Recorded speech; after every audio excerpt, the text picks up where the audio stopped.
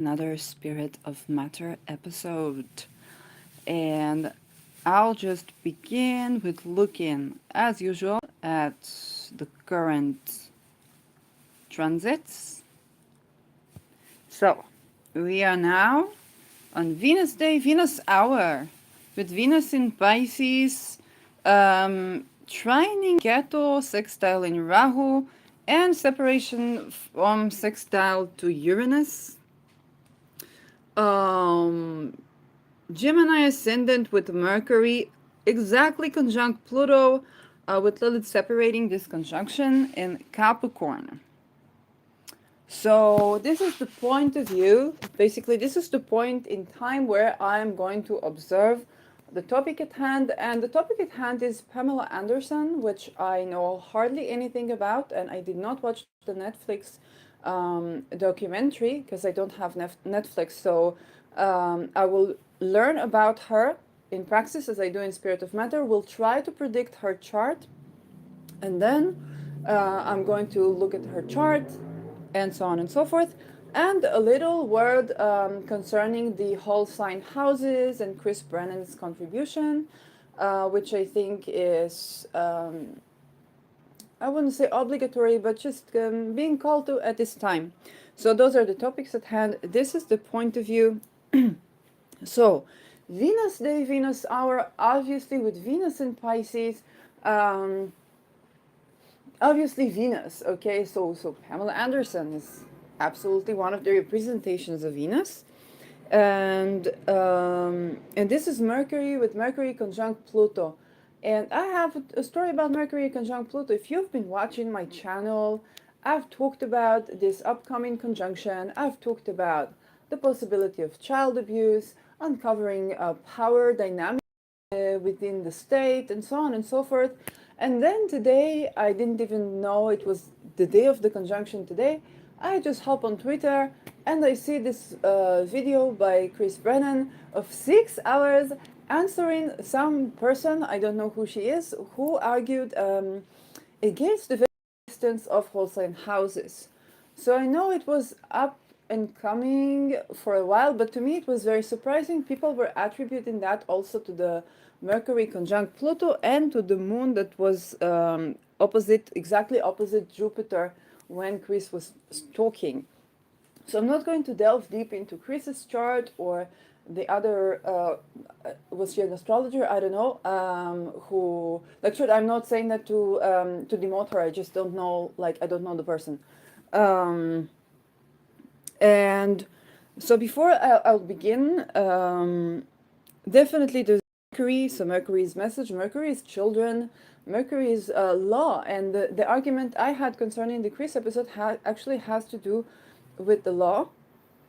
So I'll definitely see how and why would I review it from a law creative rights perspective. So why do I support Brennan's view?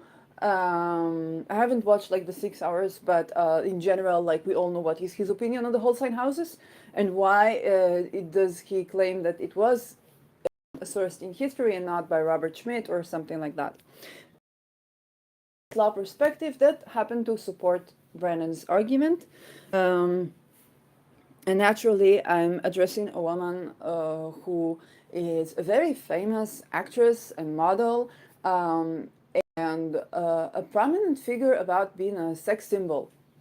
And I noticed this beautiful trend, which I ascribe actually also to Aries, which is currently 19 degrees Aries. So she's not visible here. Unfortunately, I can't. Yeah. So Aries is squaring Pluto. And Lilith is living in opposition to Pluto. Okay? Where we look at I will even share even more with you. And that is before I made this episode. So there was a person on Facebook that commented about the Netflix about Pamela Anderson. I didn't even know if it's a new or old Netflix because I don't have Netflix. So I just tried to see on YouTube something, and I saw that it's pretty recent. And today published, I think, analysis of her chart, which I couldn't look at because I was thinking to do an episode. So I will definitely check out what she said afterwards.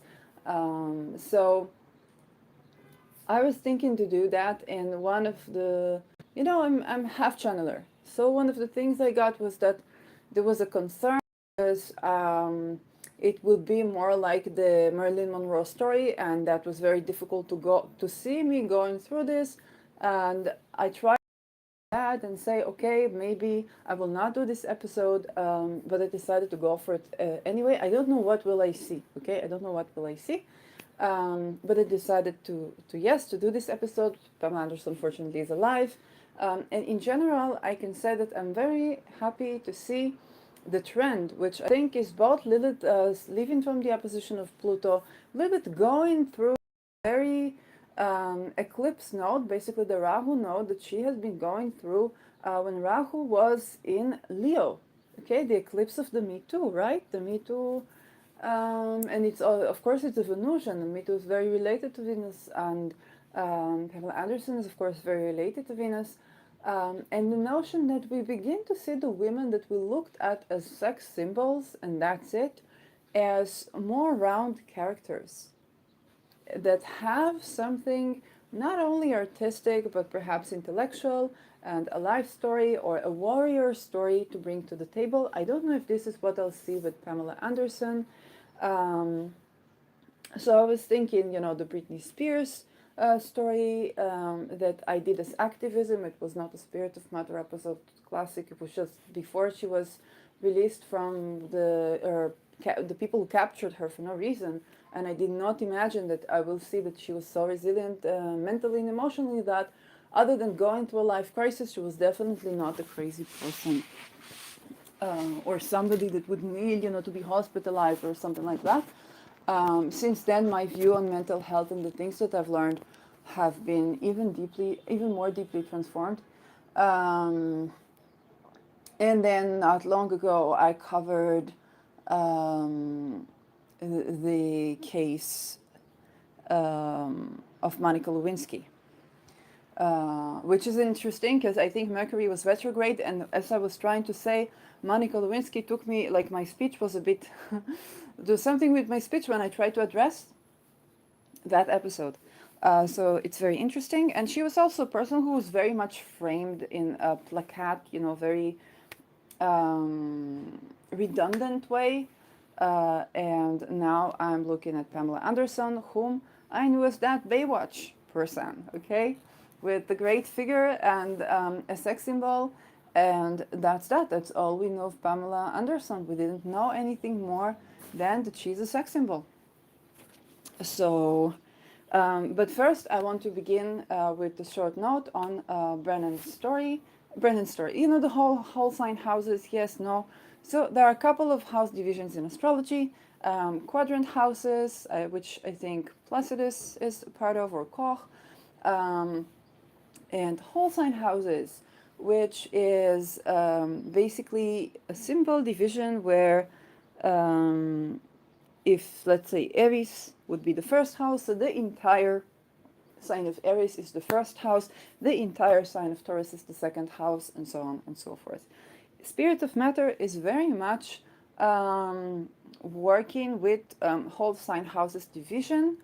I don't think I was called to look at it at quadrant houses. And I find it useful and practical for me, not because it's better than any house division.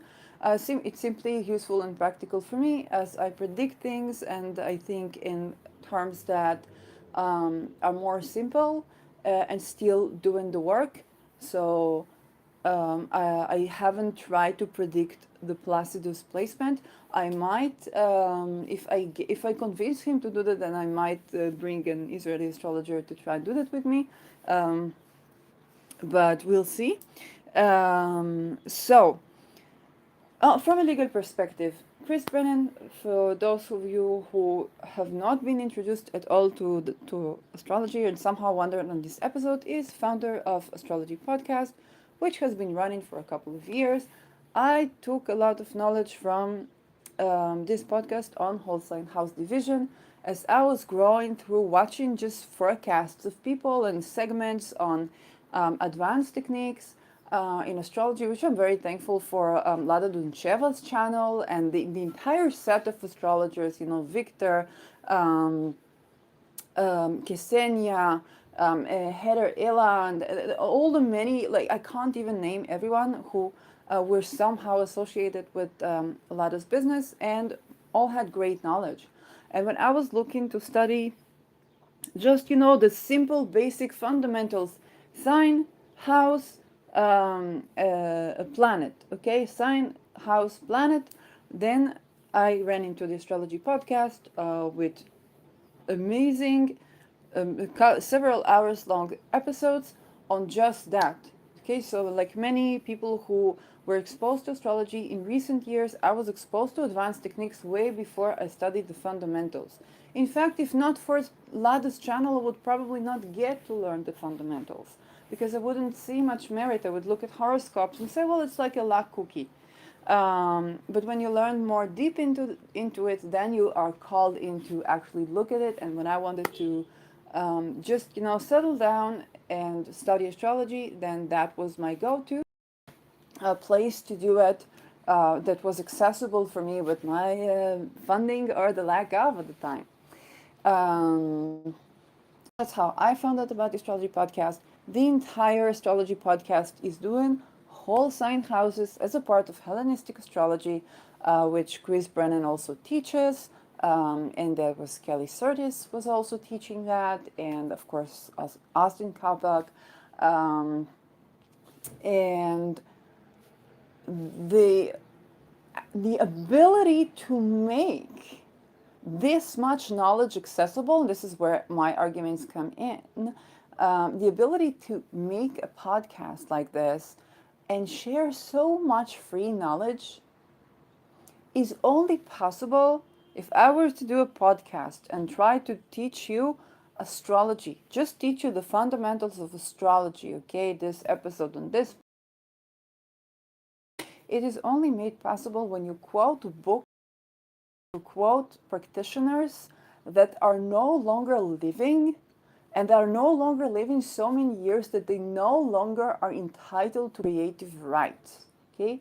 If I try to take, I don't know, Demetra George's book and teach you Demetra George's book without, sharing credit to Demetra George and saying that some ancient Babylonian person said that, then I believe I would get a pretty fine lawsuit from Demetra George's lawyer saying, listen, this was invented by me. You can see this is the book. There are no more ancient things other than the things I mentioned in my book, and you did not mention my book in your podcast, and you make money, you make viewers, you make courses out of that. I would be sued. Okay, so had whoever said that Chris Brennan is just, and his students are just reiterating Robert Schmidt, and I don't know like what other name she named, who came up with the whole sign houses astrology. If Chris Brennan was doing that, he would be sued. He would be sued because Robert Schmidt and whoever she claimed to have invented whole sign houses would have come to Brennan and said, listen, you take our creation, our books, our teachings, you wrap it up in some lily I don't know who, and then you serve it to the people, and you don't pay us a penny, you don't mention our name, and now everybody knows Chris Brennan is everywhere. No, it is only possible when actually the people, and Chris Brennan is not Beyonce, okay? Had Beyonce done it, none of us would be able to do anything about it. She can invent whatever science she wants, okay? Because she's wealthy. But when Chris Brennan started the astrology podcast, he was not wealthy, okay? He was just a person doing a podcast that later grew with the years. So there was no financial ability for him to combat a series of lawsuits from the people who have supposedly invented modernly, whole sign houses as Chris Brennan supposedly wraps it up in some, ancient myth and present it to the public as ancient. Okay, the entire thing is possible because there were older teachings, like William Lilly's teachings, like I don't know, whoever is being quoted, the books that everybody quotes from. Okay, um, it is only made possible by having these teachings available. Okay, and there is, even before the 6 hours lectures, which I still didn't watch. I was just, on my a lot of things to tend to in my life. So a lot of appreciation to Chris, of course.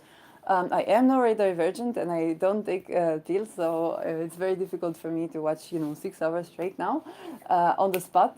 Without short notice, with short notice. But there was another episode which I remember that he did about the sign, the very good to watch in general if you want to learn more about house division. And one of the things that I remember, although that his voice is like a lullaby, you can put it to the baby and you can put your babies to sleep if you need to. But he also very good at arranging things. So, and so if I wanted an editor for my teachings, which are so all over the place, and Chris was available, I said, please, I will pay you dividends. Just make order in my chaos and put it into a book that can be sold to the people as teaching, because he knows how to put things in such a clear order.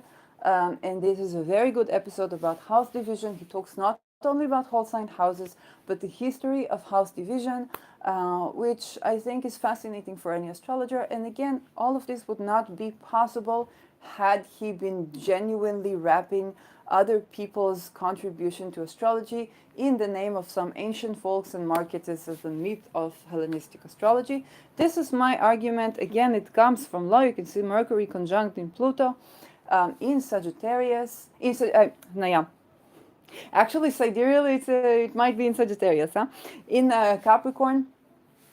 And Capricorn is ruled by Saturn. It's ruled by order, by laws that are of the state. In this case, creative laws and power dynamics. How do these things work?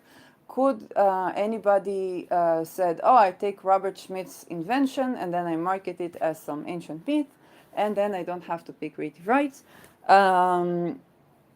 I don't think they would get through it without being sued or being at least, confronted by Robert Schmidt or by other astrologers.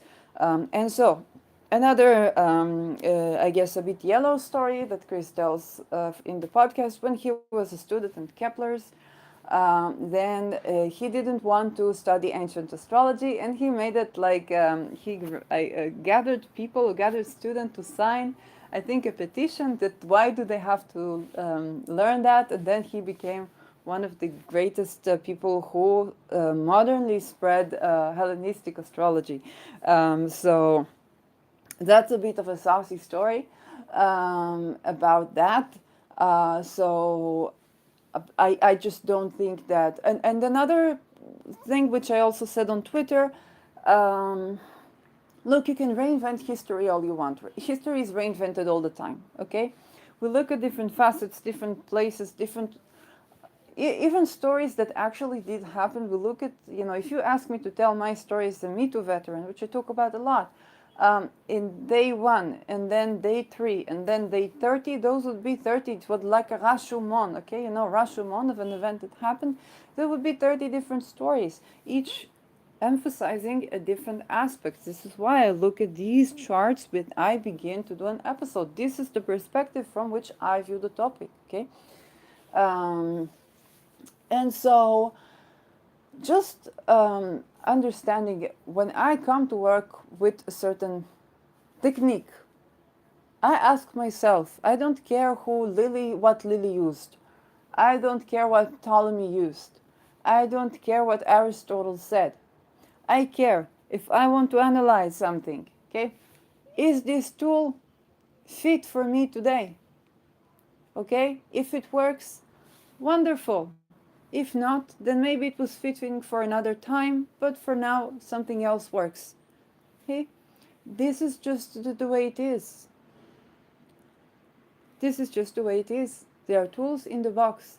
So the history of whole sign houses, or the lack of, is not a parameter that I come to test when I come to apply, so when I come to give a reading to a client, to record the Spirit of Matter episode. Okay? I don't care what Lily used. Okay? I'm just taking this tool and see, is it useful for me? Is it more predictive for me now? Is it helpful? Or am I called to do quadrant houses with these charts? Okay, and this is why it's good to understand a couple of techniques always. Okay, it's always good to know a couple of techniques, a couple of worldviews, a couple of religions, a couple of practices, and see what is the context calling for right now. So whoever wanted to argue that whole sign houses is a new paradigm and not in fact an old practice, if their premise was that proving themselves right would mean that we would not apply whole sign houses, then this is faulty. It's scientifically faulty because it does not address applied science, and applied science does not look at the historical context of when a theory was made, only for one purpose and one purpose only, to understand. Let's say if I take a look at psychology, okay, then I need to understand that psychology was invented in a context that was magical, okay, that was magical practice and mythical practice. And if I go to a psychologist, then I need to understand that this is the language that they are speaking. Is it good for me today? Then I go to psychologist. If it's not good for me today, then I do something else. Okay, I just, I don't know, go to a reflexology session, which is another method to treat things and can be called for in another time. Um, so to say, well, this is a new theory does not mean anything about if it's good for you for your practice. It can also be an ancient theory that worked for many, many, many, many, many, many, many years now, as we are approaching our second topic at hand. Aries is squaring Pluto. Okay, so we are expected to have scientific revelations around gravity. Okay, uh, no, gravity is a wave that I talk about, and I have a future episode that I do, and I intend to do an Aries paint about astrology session and to think deeper into fluid dynamics and air dynamics and gravity as a wave, and the effect of the way that this facet of reality of cosmology can contribute to understanding certain even astrological interrelations that we have. um, it's very simple. The moon is drawing the waves, okay? It's affecting the tide of the waves, to a lesser degree the sun, and to a lesser degree the other planets. Now, if we look at waves, there are sound waves, there are these waves, and it comes to thermodynamic, it comes to heat, of course, okay, temperature. So the weather can very much be affected by the constellations. Okay, it makes a lot of sense. We had an unfortunate, shocking earthquake, a couple sets of earthquake in the Middle East, which can also be attributed to the T-square full moon with Uranus and Taurus. The Uranus rocking the land. Rahu is in Taurus, Ketu is in Scorpio, and indeed, at least sidereally, um, I I think Trifon had better explanation that this was happening at the Scorpio axis. So we talked about the Scorpio axis being the resolution to the T-squared tropically. I don't know how does it work sidereally, but if you want to look at Trifon's explanation on Lada's channel, then I pretty much welcome you to. Is another great astrologer to look into. So, moving forward, Pamela Anderson. Like I said, I remember Pamela Anderson from Baywatch. I knew she was also a sex symbol. I don't know if she did porn films or not. I remember that the time where she was married to this Tommy something that I don't know who he is. And that's really all I know about her. Okay. Now, from this point of view, let's begin to look. Okay, still Venus hour, Venus day. Gonna be Mercury time soon. And as the midheaven is approaching Venus, we are heading to, and the ascendant is in Cancer. I think Pamela Anderson is Cancer. We are heading to discuss Pamela Anderson. So I will just look and research Pamela Anderson.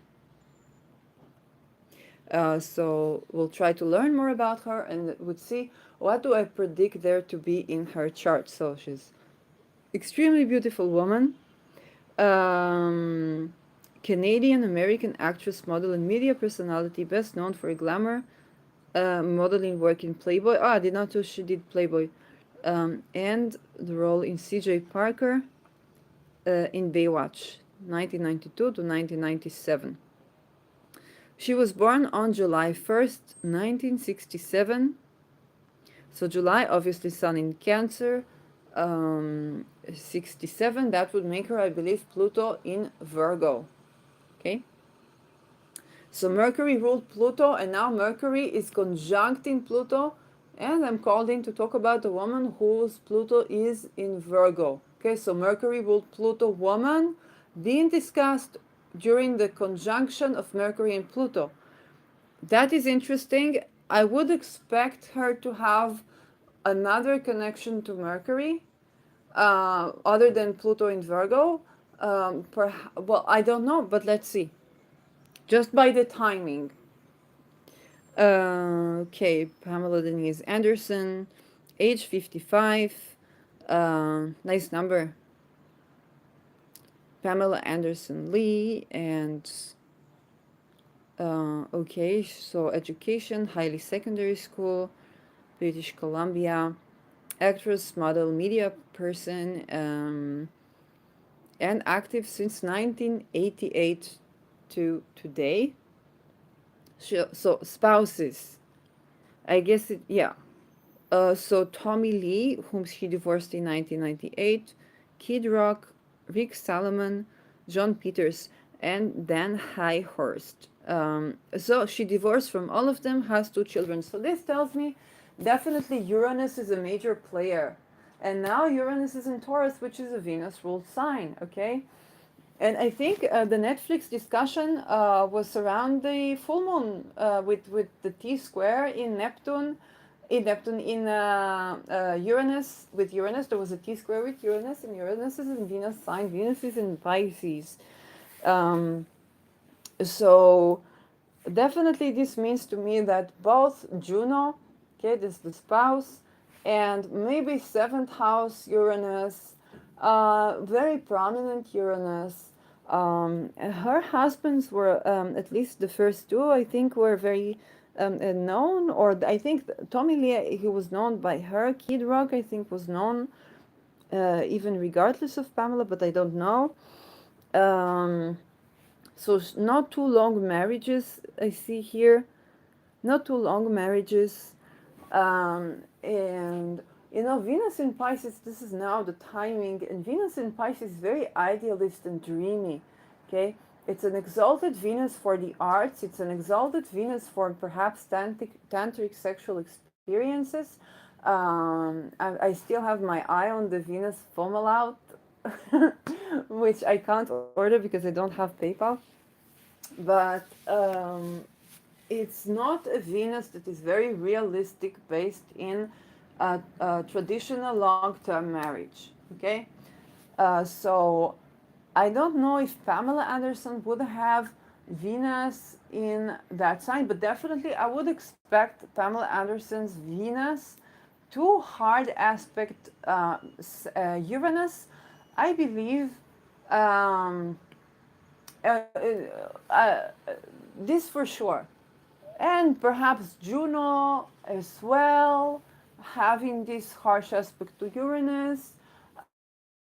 I don't know if it will show Juno here, but Juno is the spouse, and this many divorces. Okay, this many divorces is very much a Uranus thing, and you can see with every divorce. And this reminds me of I think,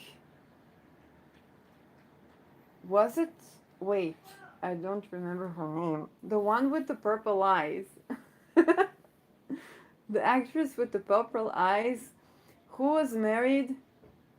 Um, she was married, I think, 7 times. And she said, every time I think this is the love of my life, this has to be the love of my life.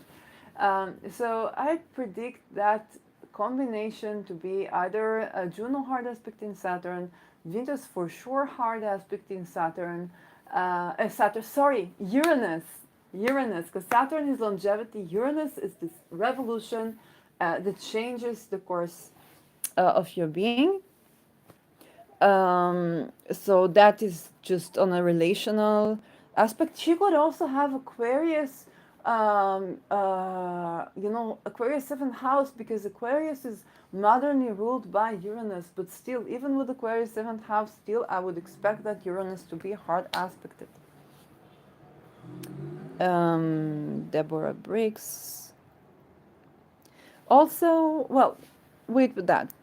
So she began as a playboy. I did not know that she began to be known as be featured in Playboy magazine, which in retrospective I can say is probably difficult, because I think there were a lot of like, it was not as glamorous as it could be portrayed. Um, then she began to be okay, and then 1991 she appeared in ABC sitcom Home Improvement, playing the role of Lisa for 2 seasons.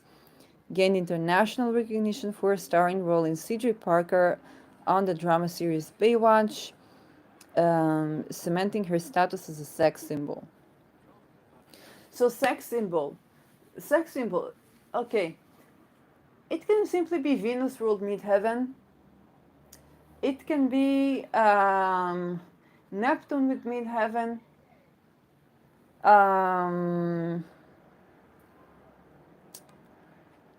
So Venus ruled midheaven, Neptune with midheaven, midheaven in Pisces with Venus next to it. Also, that can bring about, it depends on the sexuality.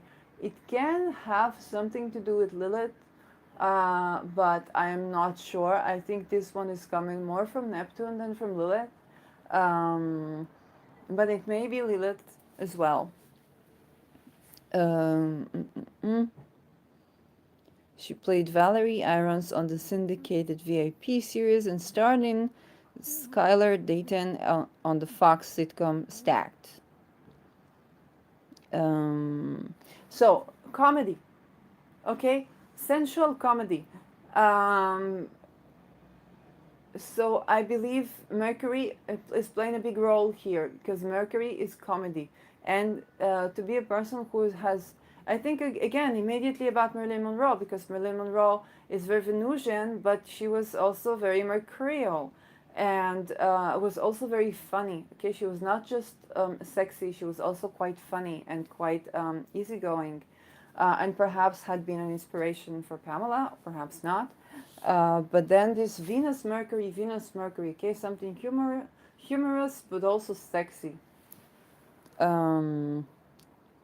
The film credits include Raw Justice, Barbed Wire, Scary Movie, Superhero, Blonde and Blonder, The Institute, Baywatch, 2017 already, City Hunter, and she appeared in her own documentary series in 2008, which she also co-directed and was taken apart in numerous reality television shows, such as Dancing with the Stars by Lando, VIP Brothers, Dancing on Ice, and Danse avec les Stars. Okay. So, okay, this is something that I need to understand, because the Netflix promotion, which I believe is recent, was featuring her saying that it's finally time for her to take control of the narrative. And here it says that in 2008 she also co-directed a series that was her own documentary series.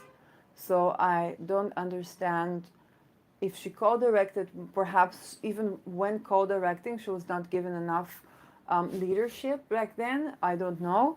Um, so that is something I don't know. She's publicly supported various charitable causes, animal rights, PETA, um, released 3 autobiographies and 4 novels. She was recipient of a star for the Canadian Walk of Fame in 2006, holds both American and Canadian citizenship. So dual citizenship.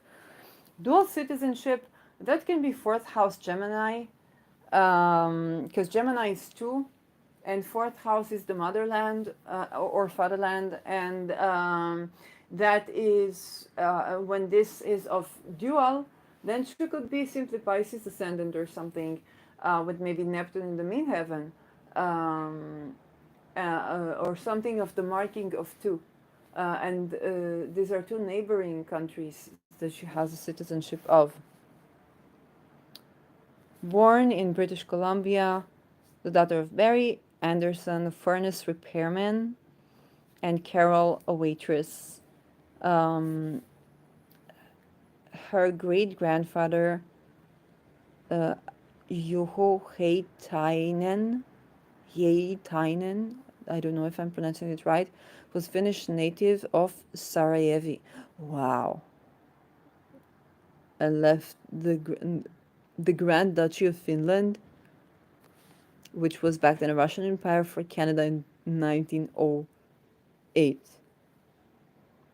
Okay, so she has Finnish this is so, because she looks so Nordic a bit, and so I'm not surprised that she's having Nordic ancestries. So Finland. He changed his name to Anderson when he arrived as an immigrant. Anderson also has Volga German ancestry. On her mother's side, her grandmother, ethnically German, was born in Russia in Mennonite village and immigrated to Canada in 1901. So yeah, half German, half Finnish. Makes sense. Received press coverage after her birth as a centennial baby. I don't know what that means. Centennial. Having been born on July 1st, 1967, the 100th anniversary of Canada's official founding. Oh, in the Constitution Act of 1867. So this means that this tells me that outer planets are very prominent, because her birth was considered associated with something very political. So she seemed to be also an outer planet girl. And outer planet, it can be Pluto, but to me it means that both Uranus, Neptune, and Pluto are very prominent in her chart, or aspect in a lot of her personal planet. This can associate the person with the homeland, okay? And it doesn't necessarily mean, it can mean to the person, it doesn't mean that the person will be a prominent figure in their homeland. It just means that the way, or the historical events in the homeland can be associated with the experience of the person. Okay, or that political events can be associated with the person a lot. Okay, it can be just by the merit of her being a woman, okay, or an immigrant from Nordic countries, so she's not going to be considered as being discriminated against, but then she's also immigrant family, so it's kind of, maybe it's something like that. She has a younger brother, Jerry, born in 1971, an actor and producer who worked in some of her movies and TV shows, Stripperella, Stacked, Blonde, and Blonder. Okay, so this means that the third house and the sixth house are related. Okay, she working with a sibling. Working with a sibling, and third house is daily routines. It can also be if we write a vlog. It can also be, for example, I'm doing a lot of episodes this year, so I'm in my Venus here, and Taurus is my third house, so Venus ruled year in the third house, doing a lot of vlogs. Okay, and a lot of my vlogs I record when I'm at relatives, so working with relatives can be something where the relative is signified in the third house.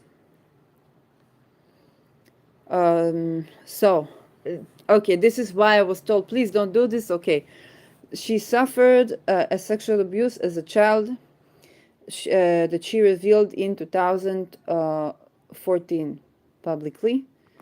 Was molested by female babysitter from 6 to 10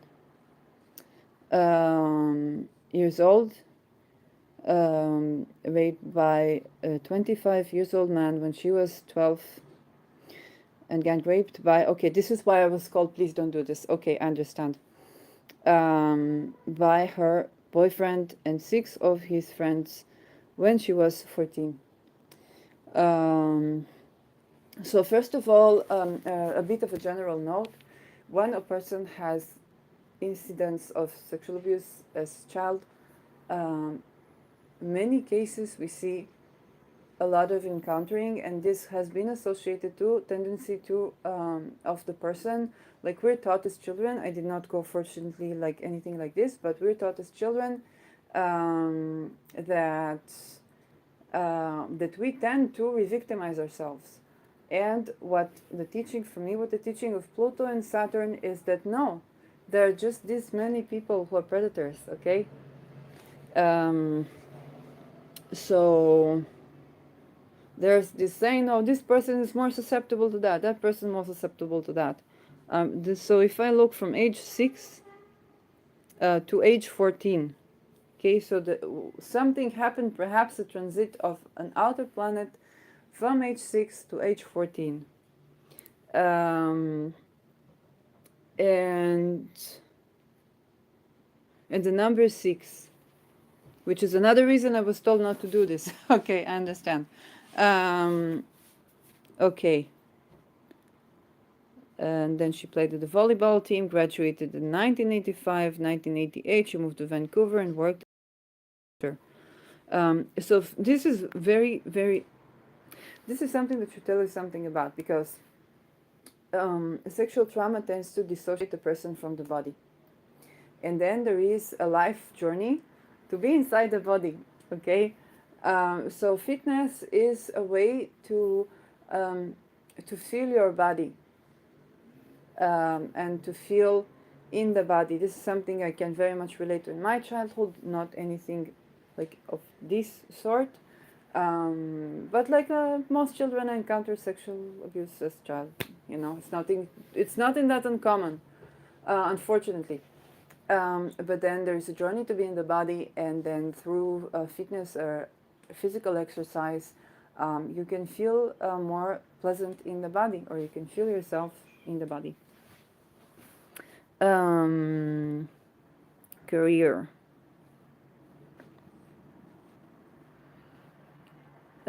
So early modeling, 1989, she attended. So if you want me to predict, it has to do with an outer planet, probably some outer planet transit that was triggering something, and those ages 6 to 14, this can be that she has, let's say, Lilith or Chiron in the 4th house, in the 5th house. It can be something like that. Babysitter is happening at the home, so 4th house, 5th house, something like that. Yeah. And unfortunately, the partner is not finely aspected.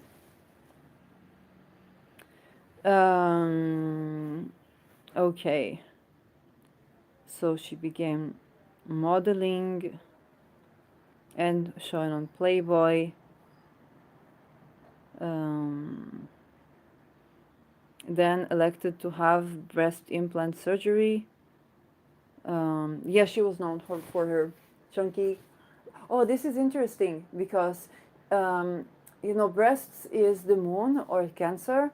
Ah, okay. Probably moon also has hard aspects to Uranus because, and I'm beginning to understand why I was not told to not do. I think probably her chart there would be a lot of things in her chart that resemble mine, and that's why I was told, "Well, don't look at this, don't look at this." So I guess those would be a lot of predictions. But you think about it, breasts are Cancer, and Uranus is technology. Okay, so breast implants is can be Uranus moon. It can also be Mercury moon, but I think this is Uranus. Um, and then she increased the size of her breasts more and more. So, so 22 years. Wow, she was in Playboy for 22 years. Um, made numerous appearances in publications. Wrote the foreword in Playboy Coffee Table and Playboy Greatest Covers. Um, moved to Los Angeles. She won a minor role as Lisa, the original Tool Time Girl in ABC's series Home Improvement. She left the show for 2 seasons and won the role of CJ Parker in Baywatch, which is late for 5 seasons from 1992 to 1997, um, making her one of the longest serving cast members. So that to me tells me that her career is Saturn ruled. Yeah. It can be midheaven in Capricorn, or the Saturn is, because Saturn is longevity. So this person, in partnership, it's more Uranus ruled. But in career, whatever she did, even Playboy, 22 years in one job, okay?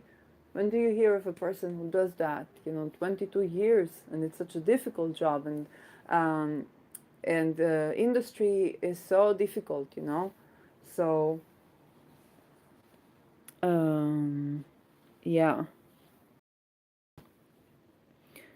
This was one of her best known roles to date and was brought by her popularity from international viewers.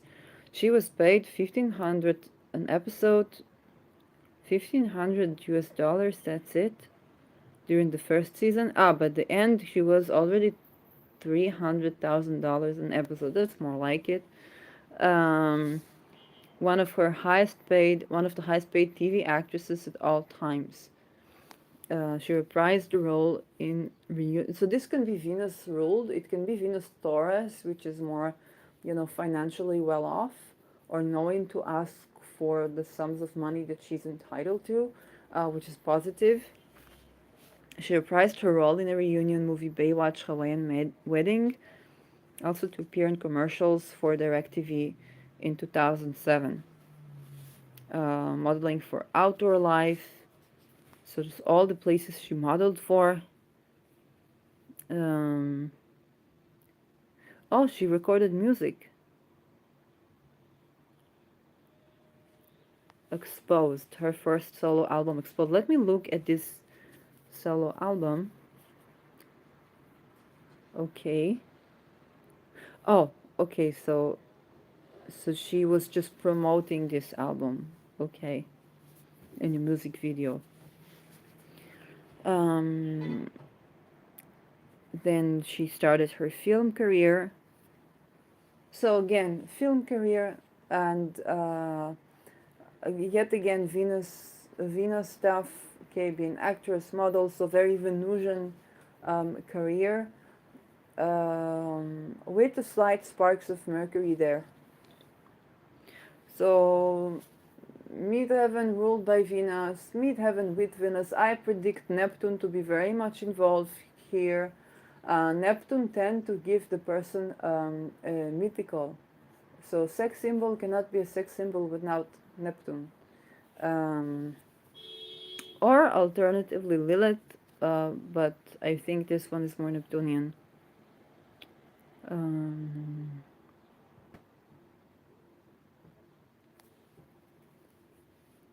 so she had the barbed wire tattooed on her left arm instead of having it painted every day, but had it removed in 2016. Okay, again, very dedicated person. Having the work like imprint on her skin. Okay, skin is Saturn. Tattoo, this Mercury, Saturn. So Mercury, Saturn. So my prediction so far,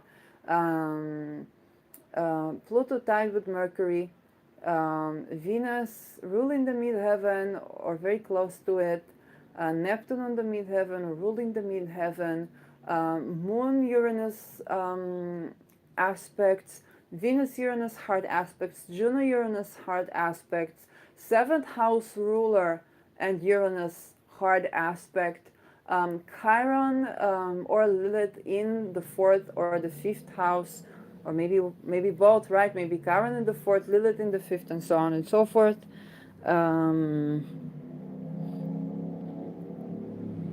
So this is.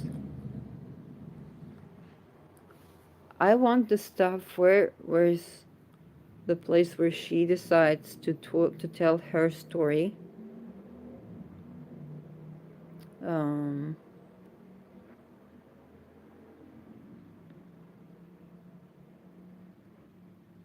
Okay.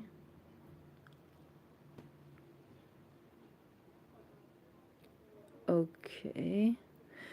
2006 mockumentary Borat Cultural Learnings of America for Make Benefit Glorious Nation of Kazakhstan, in which the title character becomes obsessed with her and plans to abduct and marry her. She appears as herself in the book signing. So I think in the Netflix she talks about this, and she talks about this Borat person or Borat as ruining her life or something. I don't remember. So I want to see if there is knowledge here. Okay, because this seems to be a very beautiful picture here.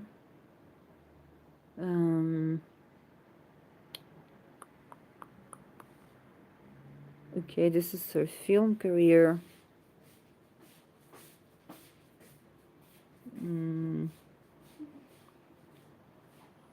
So everything she did. I'm trying to delineate from the content of her own creative work.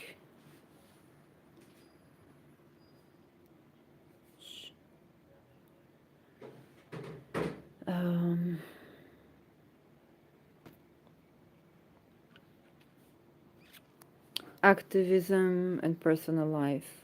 So she's vegetarian since childhood for ethical reasons and promote a plant-based diet. Became the center of controversy when she posed for PETA, wearing bikini with sections drawn on her body, divided into ribs, rumps, shoulders, like the diagrams of meat cuts. All animals have the same parts. Yes. And this ad was banned from Montreal, Quebec on the grounds that it was sexist. Why? Sexist? Like, I'm a meat eater, but I don't understand why did they ban the ad for being sexist. But note that this own creative work of hers, like activism, this would be 11th house, and like you see, very Venus in Taurus, because Venus Taurus is very physical. Taurus is also the sign that rules cows and the animals that walk on land, and comfort, and of course meat eating, unfortunately. So showing as her body and drawing on her physical body. So Venus Taurus is very physical, and saying, oh, this, all animals have the same part, and identifying with that, with the Taurian animal. Okay, the animals that we eat, I think, is very Venus Taurus. In a city that is known for its exotic dancing, for being progressive and edgy, House said that the woman would be banned from using her own body in a political protest over suffering of cows, Taurus, and chickens, okay, Taurian animals. In some parts of the world, women are forced to cover their whole bodies with burqas.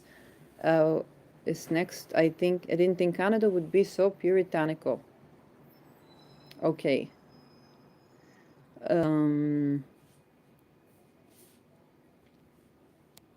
Became a company spokesperson for Frogs ads and stripped in Valentine's Day themed ad for PETA, urging dog lovers to cuddle up with their pets during winter. This is very Venus Taurus type of activism, I have to say.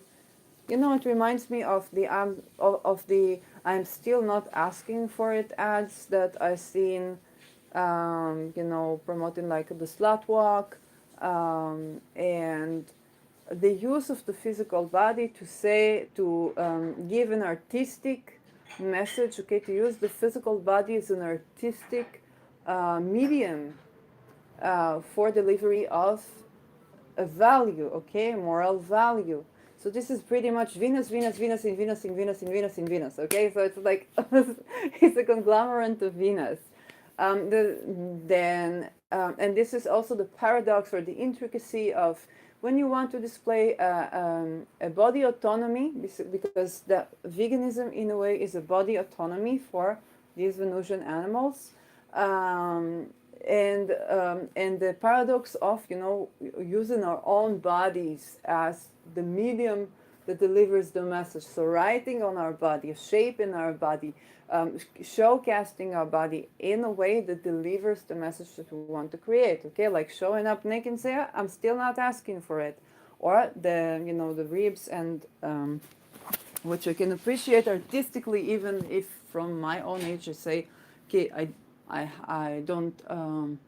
This is not the diet that is good for my sanity, but I do appreciate the value and the artistic creation. I think it's very Venus Taurus, and probably you know, having, you know, Saturn related to it. July 8, 2015, Anderson saved the whales.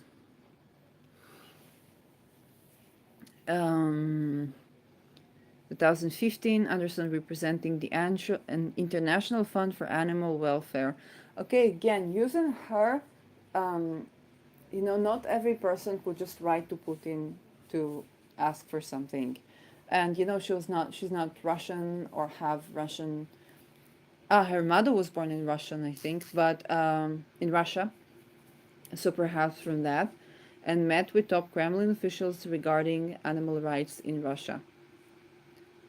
So discussed animal welfare and conservation.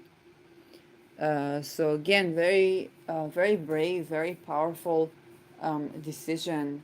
You know, this is a person that has seen death way too many times when they did not even being aware that they were alive. Okay, they went through all these things. So anti-pornography. She's been critical of pornography. In 2016, co-authored Wall Street Journal opinion piece with Orthodox Rabbi Shmueli Boteach. I don't know this rabbi, in which he called online pornography a public hazard of unprecedented seriousness. Sensual revolution to replace pornography with eroticism, the alloying of sex with love, of physicality with personality, and of the body's mechanics with imagination, of orgasmic release with body. You know, as a person who possesses Moon in the 5th house in Cancer, I wouldn't be surprised if she has something like that too. Like, I would not be surprised if that's the case. And also, she has Sun in Cancer, but maybe Sun in the 5th. Maybe she's Pisces ascendant and Sun in the 5th house. Anyway, the ruler of the 7th and the 6th and the 5th is probably, one of them is a luminary, and they're probably interrelated in some way. Um, like, why do I say luminary? Because the moon and the sun are the heart and the womb, but the womb in a way of caring. Okay, the moon is connecting from attachment. Okay, like attachment patterns, and the sun is heart centered. So luminaries would give us, luminaries with the fifth, or luminaries in the fifth, or luminaries with the fifth and the seventh would give us a person that to have a good orgasm, they need a good relationship. Okay? So, and from that perspective, sex that is not made with love. Okay, I had a physics teacher in high school that said sex without love is like fucking a chicken.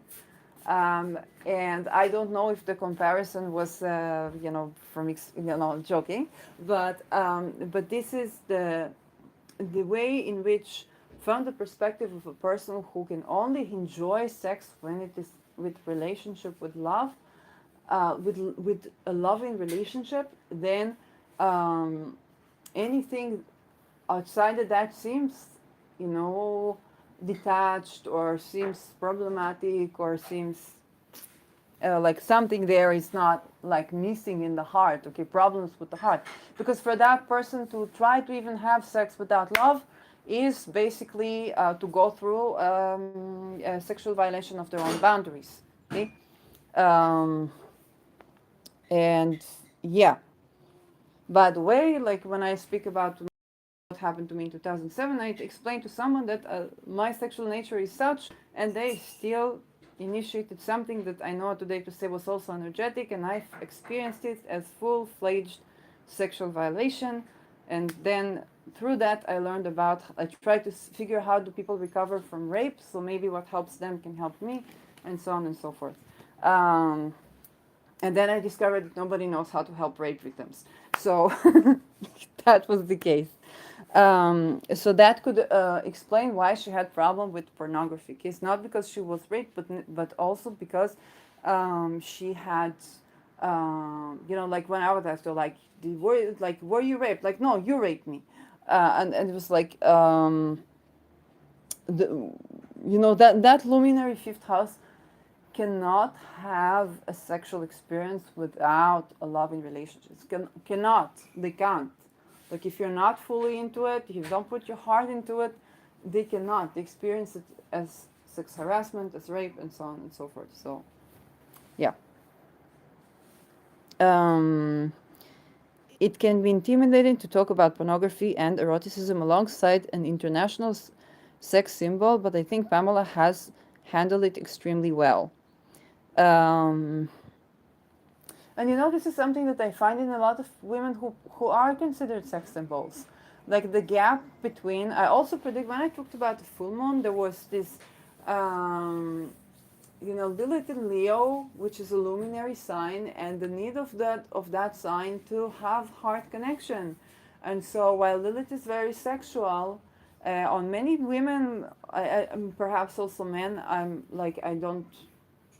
I don't watch porn because, like I said, it's not of the type that would give me the hots. So, and even before I knew about problems with the industry and, exploitation that exists in every industry, but when this industry is sex industry, then it makes it, I guess, even more difficult to deal with. Thank you. Thank you so much. Oh, what a lovely classic cappuccino. I'm so happy and thankful. Oh, wow. Thanks, Mom. And then my mom walks into the room. But that's okay. I edited sex scenes in her book. It's okay. So, what I noticed a lot, and I don't know how to delineate that astrologically, but I guess the luminary is involved, and then the person is known or seen. Okay, luminary is sight, so people see this person as a sex symbol. They can be very sexual. but there is a huge gap between how sexual they are on the outside, or how they talk about sexuality, or how they work in sex work or whatnot, and their actual sex life. you know, I think Lady Gaga, which is another episode that I probably should do, mentioned that the world sees her as a sex symbol or questions her sexuality and this and that, and she was like, I have no sex life. Like, I have no sex life. And people don't buy it, but this is a true reality. Um, so yeah, that's interesting. Um, the two also wrote together a book called Lust for Love: How Meaningful Passionate Sex Has Been Declining, and called for a new sensual revolution that emphasizes partners connecting in the bedroom. So yes, some people might see it as puritanical, but this is an actual need. If there's a lot of parts in society that call for, hey, we don't have to only have enjoy sex in marriage, which is super good, but then there is also a call for, hey, you know hey, we are the type of people that actually need a loving relationship, to have eroticism sparked and enjoy sex and feel safe and nourished and nurtured and sensual, before, during, and after sex. Julian Assange. Oh, yes, I remember that. Well, Julian Assange, unfortunately, is not, while being, very hot for what he did in the world, and, having this energy, is unfortunately not known for his, sexual ethics, or, or knowing how to be in sexuality in a way that is respectful for his boundaries and another. So, December 2016, a statement to People's Magazine, Anderson called WikiLeaks founder Julian Assange a hero, stated that he had done everyone a great service, and that everyone in the world has benefited because of WikiLeaks, which is true. Okay, I did also an episode about Assange, um, while decrying how elaborate plots against him, made up sexual allegation, could result in him being extradited. Okay, this is something that I don't like. Did she say that? He would not be treated fairly because of his exposure of truths. She expressed her anger on Twitter at Assange expulsion from Ecuador to London embassy. Okay, this is something he said. He's a good man. He's an incredible person. I love him. I can't imagine what he has been going through. Okay, this is something that I find, I don't know what's her opinion today, but this is something that I find problematic. And when I did an episode about Assange, and of course I support his action on WikiLeaks, as of course I believe, people that do such things are essential to maintain political stability authentically. Because what hides underneath, the lesson of Pluto and Capricorn, what hides underneath is going to be coming out someday. And, you know, if you had to do this, also I'm half Israeli, half Dutch, they're right-wing Israeli person that say some things that are secret also in our country, they should be out there, because then people will have the real numbers, the real story of what it took to have an Israeli state in here, with the good, the bad, and the evil. And no country doesn't have underneath its belt atrocities against humanity. And to change this historically, we need to address this, okay? But there's a huge difference that there is, to say, oh, this person has just been accused of sexual exploitation and is not guilty, when we don't know that, right? Okay, I tend to believe the women. I tend to believe the women that said that he was, taking his role as a person who is hot to the girls because he does something heroic, and exploiting them sexually. I do believe that I do believe the women that complain, like, hey, and this should be changed, even if you are Julian Assange. That being said, I don't think you should be extradited for doing WikiLeaks, which is journalism. Okay, he's journalism. He should not be punished for doing journalism. He should be held accountable for sexual offenses that he did. October 2019, Anderson announced she would be traveling to Australia to challenge Prime Minister Scott Morrison to stand up for Assange. So we see a woman that she has seen that from age 6 to age 14 so many times that that does not scare her anymore. There's something about torture. Um, People usually torture. When are people tortured to speak, so that they will speak, so that they will reveal information, okay? And that person who's been through these tortures, they only make you talk more. They don't silence you. You only talk even more, even more. You speak even more. And we see that this woman is fearless. I don't know how to delineate that. Okay, I don't know how to delineate that astrologically. Also, I don't know if that necessarily is an astrological delineation. Um, she's definitely an outer planet girl. Okay, she's definitely, there is a difference between being activist and writing a letter to Putin, and insisting to free Julian Assange, or going to the most controversial things, which is another Venus Uranus facet. Okay, going to the most controversial things. It's not just being activist. Yeah, Angelina Jolie. Okay, she's very activist. That being said, she's activist in a way that's very much accepted. Okay, she doesn't challenge the status quo other than to say, hey, pay attention to these human rights. We need to support the children of, I don't know, Syria or whatnot, which is like the natural thing. You're a celebrity, you have the power to do that. Why not? But with what I see here in Pamela Anderson, it's like there is an issue, there's a controversy. She's gonna take the most controversial topic of the times and just going to slaughter it on. Like, hey, standing up. It's not just standing up for Assange. I write a Twitter story about standing. No, she's going to visit Assange in jail, which she did. She's going to write a letter to Putin and go into the Kremlin. Okay, she's doing political. She's been a politician. Again, politician is very much Pluto. Like I said, prominent Pluto in here. Um, that can be, of course, Venus Pluto hard aspect, but blah blah blah. No, it's more than Venus Pluto hard aspects. It's you know it's more than Venus Pluto hard aspects. She's deeply political, but also this difference between being deeply political or even speaking up and actually going to the Kremlin, going to the jail where Assange is at, to visit the person in person. She's a politician, okay? Um, and politician to me is Pluto. Plutonian person, a power and going, meeting with people in high position of power, but also there's great naivety here, okay? And this is why immediately I had the context of Marilyn Monroe, um, which was associated with the political, okay, by the merit of being a sex symbol.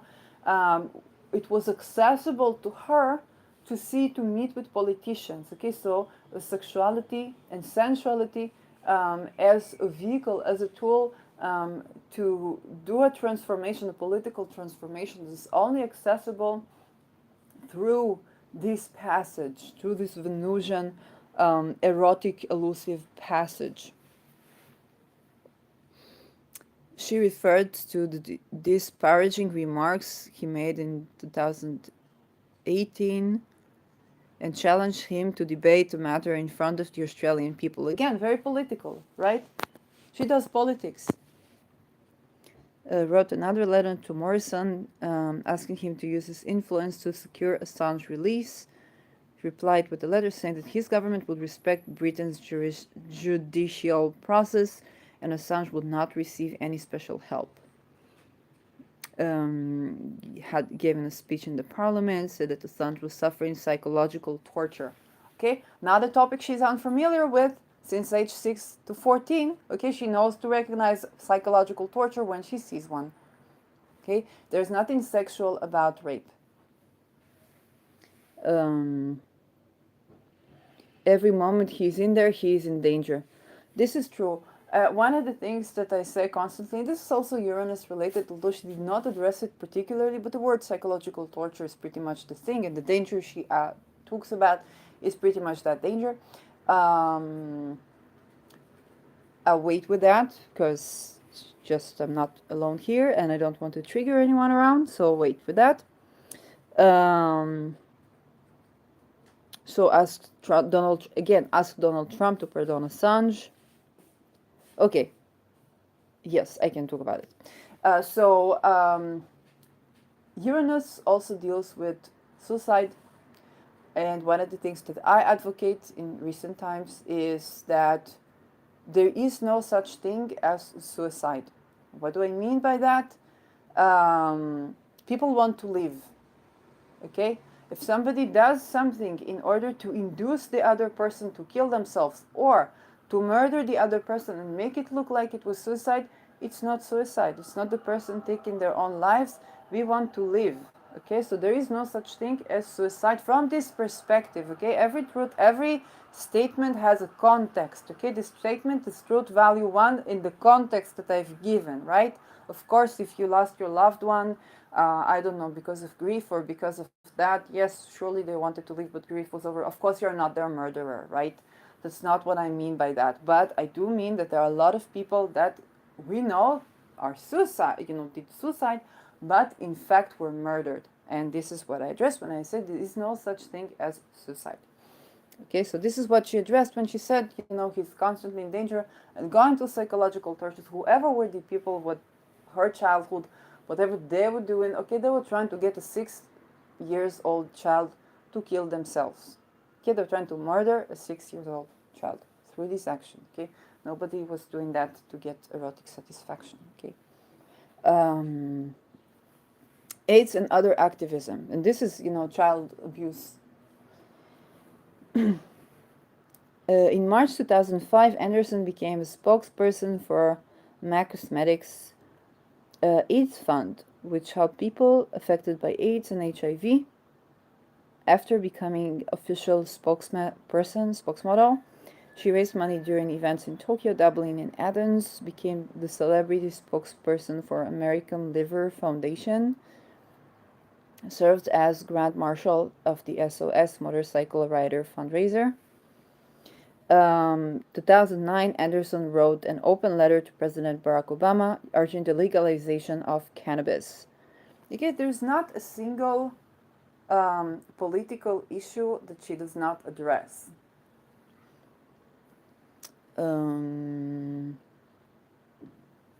Okay, so my belief is that the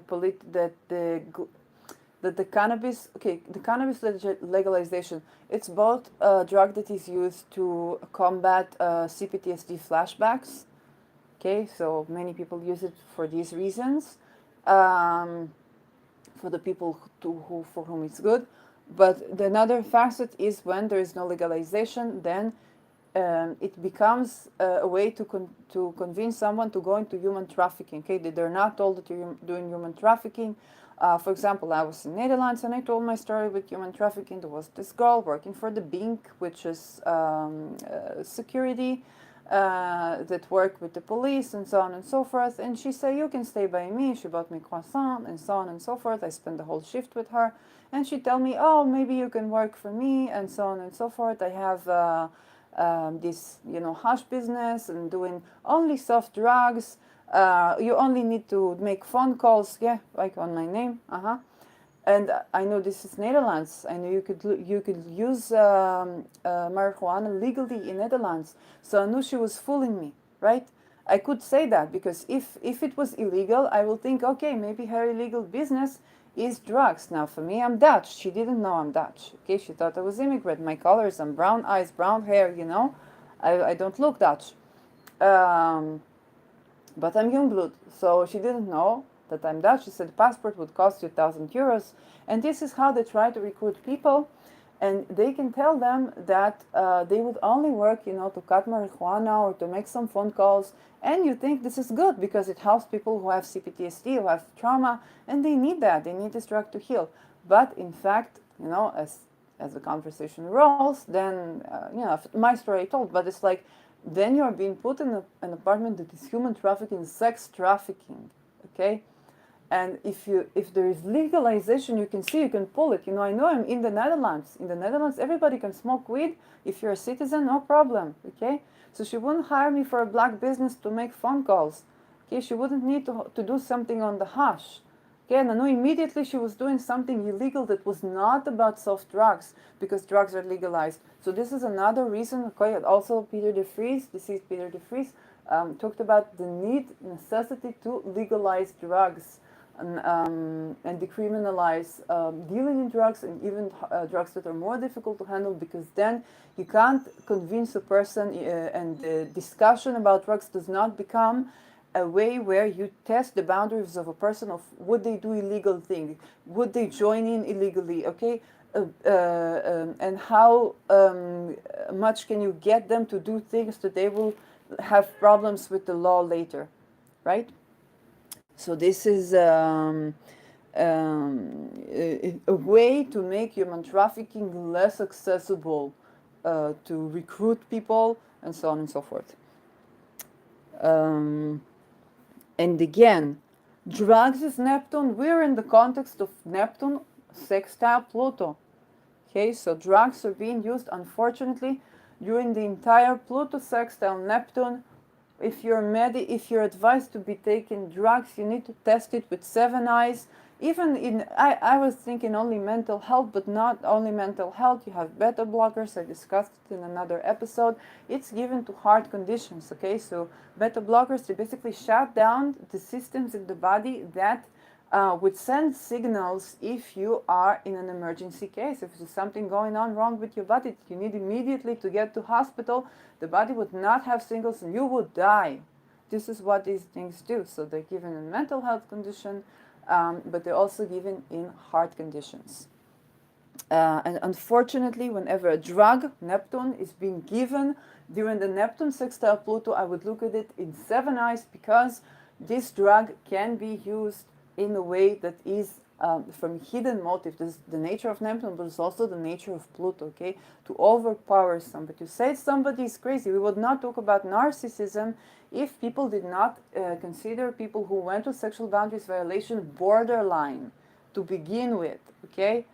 Say, of course, people who deal with CPTSD do deal with relational trauma. Okay, I'm not trying to paint a picture rose, but if those people were not made as if they are crazy when they try to set the boundaries, they would not have this relational trauma to begin with, and we would not need to call people narcissists if not for that, because what these people who we would call narcissists do is to try to put the person in hospital and on medication, so that when they speak about sexual boundary violation that they had been gone through, people think of them as crazy.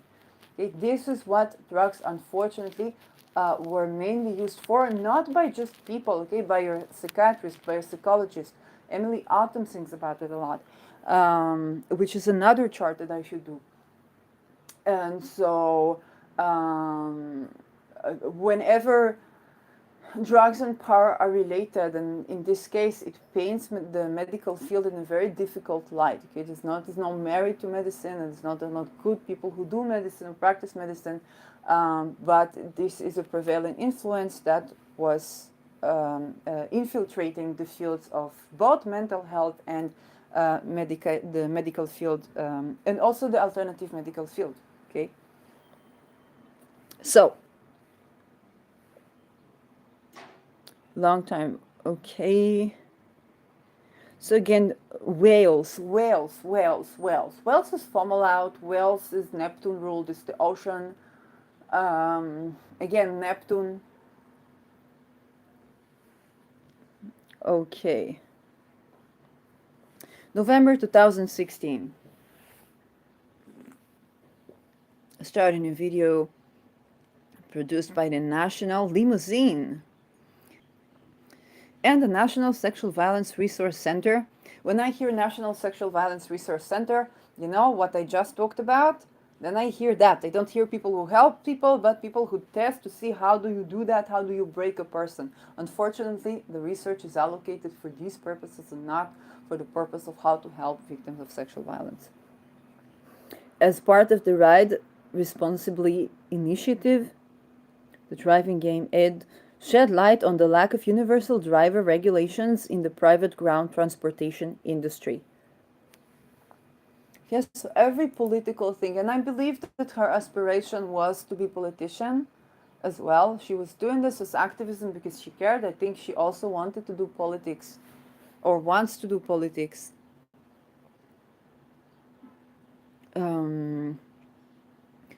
Promoting victim empowerment, ride responsibly, driver regulations. So I don't know why driving. I don't know why was she introduced. Did she lose someone? Was she involved in a car accident, or how did she encounter that? Um, so, but look that her solution is very structural. Okay, she's going to structures. She's going to Saturn. Okay, she's not going to revolution. She's not going to why do these people drive in this way. Okay, and she says, oh, because they don't have regulations. They're not being regulated. Okay, maybe there's something else there, something cultural that we need to take a look at. After supporting the Yellow Vest movement in France, Anderson attended the meeting of the European Spring with Yanis Varoufakis and Benoit Hamon. I hope that I'm pronouncing it right. She appeared as a supporter on election posters in the German Diem 25 campaign in the run-up to 2019 European elections. Advocates for animal rights, people for ethical treatments of animals, so PETA. Personal life, okay? Married 6 times. Look at the number 6. It's very prominent in her chart, the number 6. And 6, numerology is about harmony or seeking harmony. I don't know. It can be Libra Venus. Okay. Married her first husband after knowing him for 4. She married in. Her mother did not know and learned about the marriage from People magazine. She was known as Pamela Anderson Lee. And had 2 sons.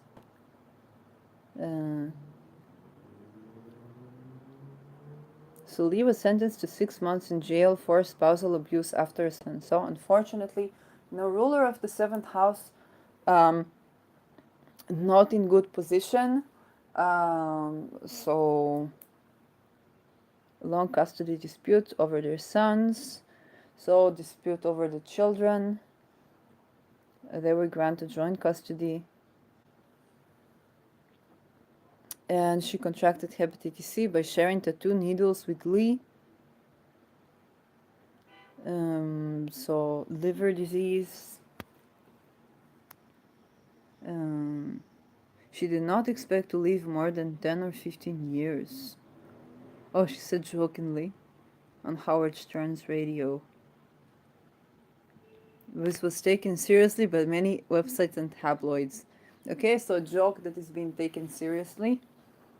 A joke that is being taken seriously. Mercury something. Mercury Saturn. So, Mercury Saturn. By 2015, she was cured. Then she became engaged, broke up, okay, on a yacht in Saint-Tropez, France. On the yacht, the ship. I think ship can also is a vehicle, can also be mentioned as ship, Venus. Venus Pisces, maybe, I don't know.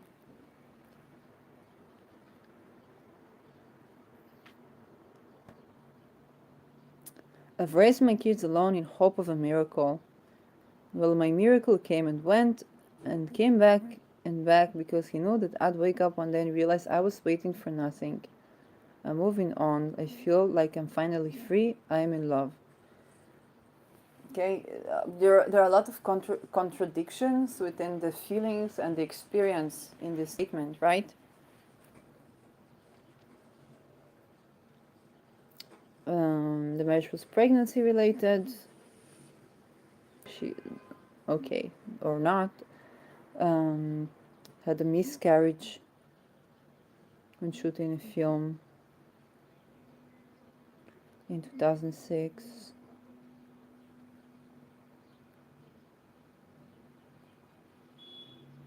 And then Kid Rock's outrage. Okay, so again, the spouse have been violent towards her.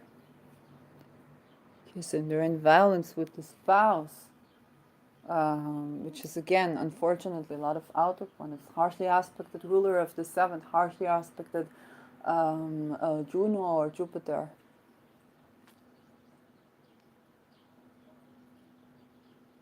Okay. And try to reconcile with the previous husband.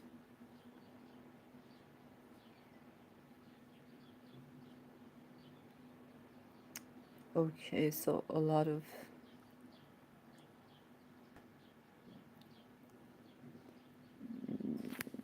of things on their mind. So you know, the seventh house and the fifth house is packed probably. Legal issues. So the sex tape of Anderson Tommy Lee, filmed on a houseboat on Lake Mead, was stolen from their home and widely distributed on the internet. So she viewed the distribution company, Internet Entertainment Group. She was pregnant and and she dismissed the case because she feared for the baby.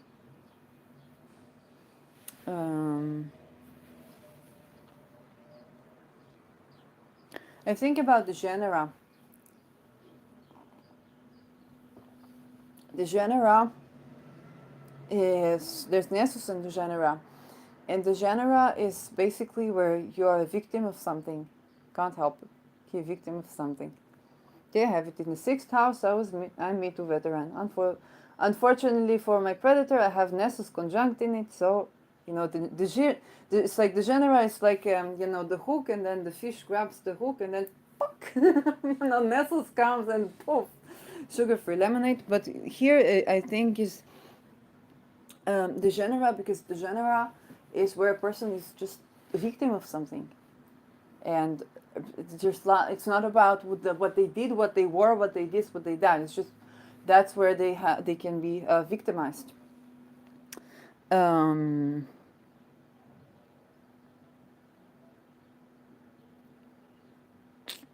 So I don't know if I will have the time to look at the genera here.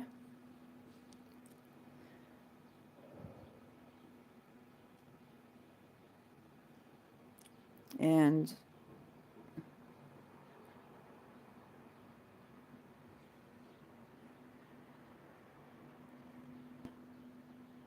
so, okay, so Pamela Anderson was never this 2022 miniseries Pam and Tommy. So literally they're featuring this in a mini story, and they didn't ask they asked for the permission of Pamela Anderson. She did not reply because naturally she did not want anything to do with that. And they just went on, which is something that unfortunately happens way too many times.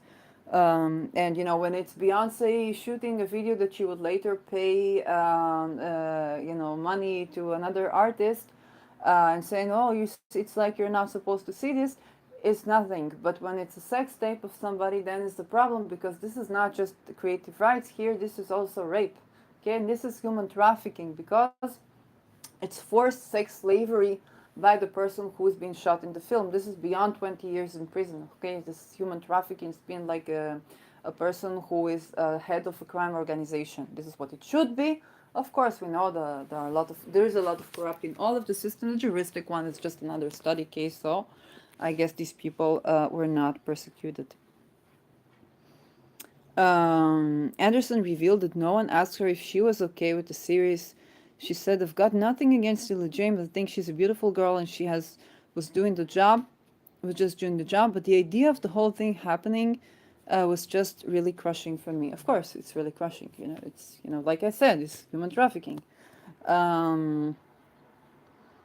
Citizenship in homes. So naturalized citizen of the United States while retaining her Canadian citizenship. She felt it was important to become an American citizen in order to vote, and one day petitioned to bring her parents to the US and care for them when they were older. So I don't know what is the political situation in Canada, and why did she want to bring her elder parents to the United States. But notice that there is some political connections very close here. And in order to vote, okay, it's not just, she didn't just want to bring her parents and care for them, but she wanted to vote. She wanted to be a part of the political system. She purchased a beach in Malibu in 1.5 million. It's just 1.5 million. You get a beach of your own. Oh my God, I did not know it's that accessible. Is it still that accessible? Attempted to sell it for 7.75 million, but later took it off the market. Okay. If I had 1.8, I might buy it. Since then, she had been renting out a home for 50,000 per month and was moved to the French Riviera, mainly because of a relationship with football player Adil Rami. So she constantly is in relationships, but these relationships do not seem to bear fruition on the long term. Previously lived in mansion in Cassis, the commune of Marseille. 2019, Anderson said she had recently returned to her native Canada, residing in Vancouver Island. Her move to Canada became permanent in 2021. She sold the home in Malibu Lagoon State Beach. If she ever needs a house sitting in Vancouver. Nou ja. So this is the filmography, which is vast. And I'm trying to see if there is anything relating to this. Okay. I want to see if there is something related to the Netflix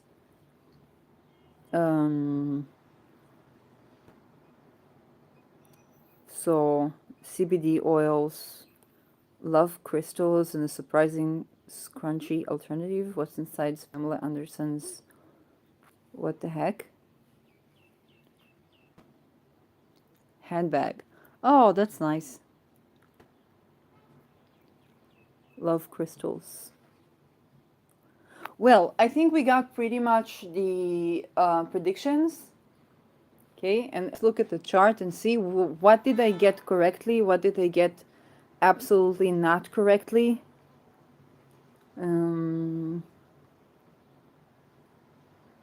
Okay, so having a thong, which is totally uncomfortable in my opinion, but some people love it. Okay. Net worth. Let's look at the chart.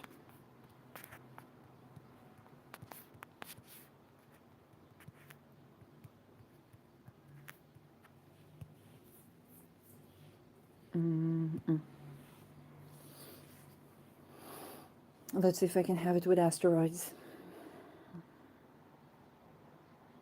Asteroids. Dankjewel. So this is her chart. Moon in Aries. Next to Eros, of course. Okay. Ascendant Gemini. Sun in Cancer. So she is ruled by Mercury.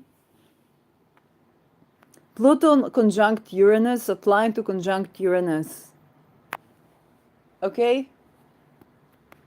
But this is in her 1, 2, 3, 4. In her 4th house. Oh. Pluto Virgo, that I knew. Uranus in Virgo. Psyche, Juno. I'll look at aspects to Juno. Venus in Leo in the 3rd. Jupiter with Ceres. Saturn with Aries. Oh my God. As I'm getting to know Aries more, so this is Aries with Saturn in the 11th. So, yeah, well, Aries is the representative of the voice that has not been heard. And there is the Xena the warrior kind of facet to her. But it's not just necessarily feminist. She's just going to speak up for the people who are not heard. This is the way I feel Aries to be. She's just going to speak up for those who have not been heard. And Saturn is calling for order, for structure, for regulation. Okay, and that describes Anderson's activism a lot. Okay, we need regulation, we need decriminalization, we need this. Okay, we need to change the rules to fit to more societies. Okay, we need to regulate, we need to have laws in favor of animals, we need to have laws in favor of soft drugs, we need to have laws regulating drivers. Okay, this is the type of activism. And Aries is very brave, she's Mars nature, and now she's in Aries, which is Mars ruled. So Saturn being Mars ruled, and so activism, okay, Mars action, Saturn rules, okay, activism in legislation. That's why I said she's very political. Lilith in the 11th house, harshly aspected by the ruler of the ascendant. Okay, the ascendant is the native, is the person of the chart. Okay, the ascendant is Pamela herself. Lilith harshly aspect in the ascendant, a moon in the 11th, which is actually, she was known for her big boobies. So let's see if the moon, how is the moon in Uranus? They're not in conjunct. So perhaps there is a minor aspect between the moon and Uranus, but my prediction about moon Uranus hardly aspected is not borne out. Uranus is actually seems to be here finely aspected, which is a huge surprise for me. Let's take a look. Okay, Jupiter.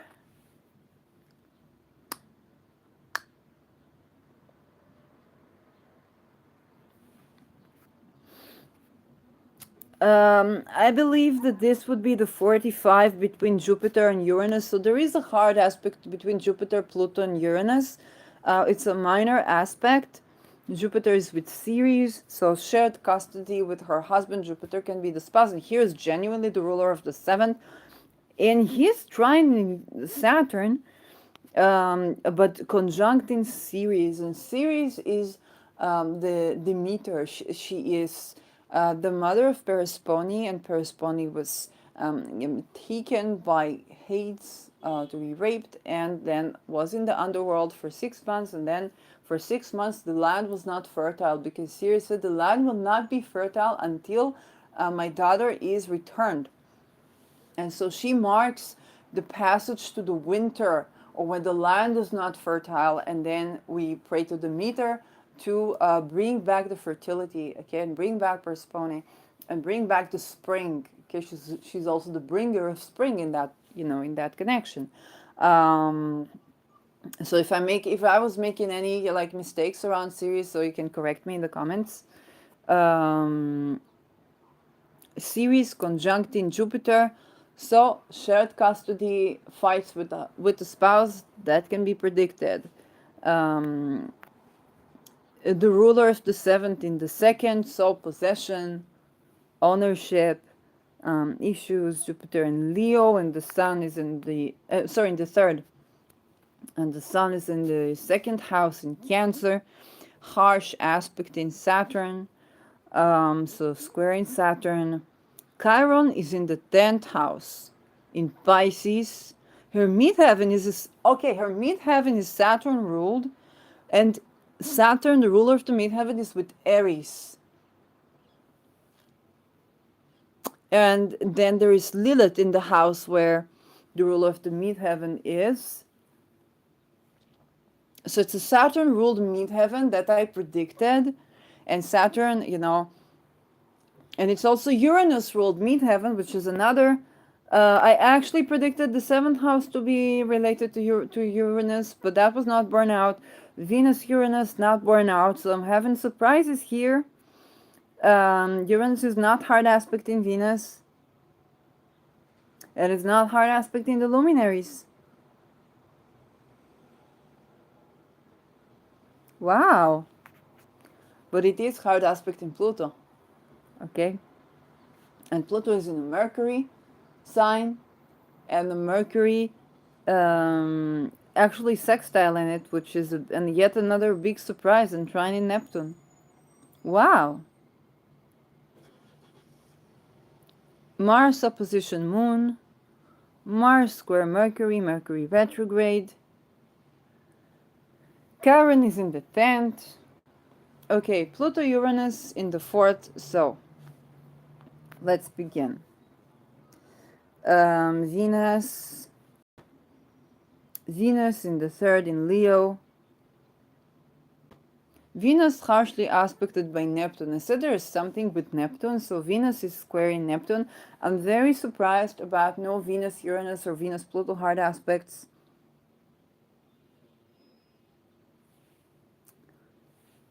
And Venus is trining the moon with Eros, and Eros is yet another indication of erotic. Moon simply means that eroticism is emotional, okay? In Aries is the child curiosity. So there's the child curiosity about sensuality that is emotional. So it can be very misleading because Lilith in Aries, Lilith in a Mars ruled sign, and Eris in Aries, which is another Mars ruled sign.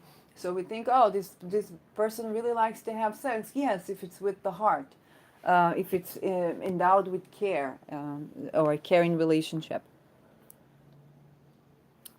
And Jupiter is not like the Jupiter problem is with Ceres, but it's not like the ruler of the seven does not seem to be that harshly aspected, and it is sextile in Saturn. This is very. We would expect it to be all Uranus, short-term relationships and no long-term relationships. But let's look. Venus is the ruler of the 5th in the 3rd. Trine in the moon, yet Venus trine moon. Okay, sensuality and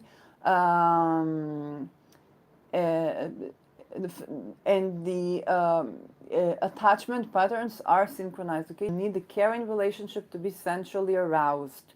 Okay, you need sensuality in your caring relationship. Okay, you also need sex to be there. So sex is important. It has to be with love. Love is important. The sexual part is also relevant and crucial even. The Venus hard aspect in Neptune. Neptune is the dissolution of boundaries. So Neptune is also disillusionment. And that is where we would get the disillusionment that she experienced with a lot of her marriages and with a lot of her romantic relationship. Okay, she married fast.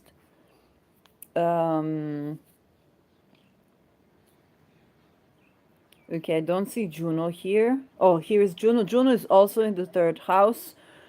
Let's take a look at these aspects. So Ceres squares Moon, which means Jupiter squares Moon. Okay, Jupiter is squaring Moon.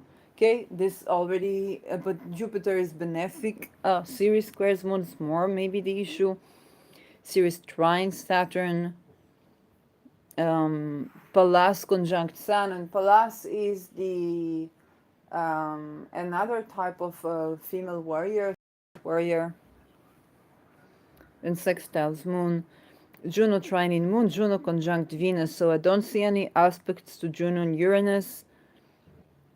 Vesta trining Sun, okay, Vesta trining Sun, trining squaring Venus, Vesta squaring Venus. Vesta is what we dedicate ourselves to, and Venus is our relationship, so there's the dedication and relationships are at odds. Vesta conjunct in Neptune, okay, Vesta conjunct, so we dedicate ourselves to longing, to places where we can be disillusioned, Okay, and I'm thinking about when Pamela Anderson advocated for Assange and said he was falsely accused in rape.